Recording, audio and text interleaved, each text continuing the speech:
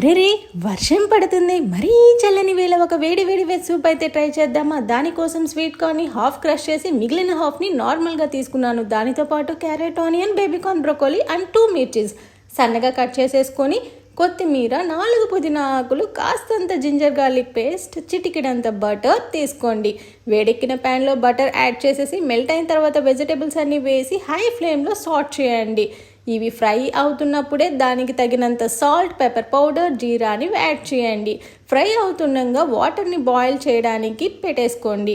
Water boil అయిన తర్వాత add చేసేసి 2 విజిల్స్ వచ్చిన తర్వాత తీసేసి స్టిర్ చేయండి.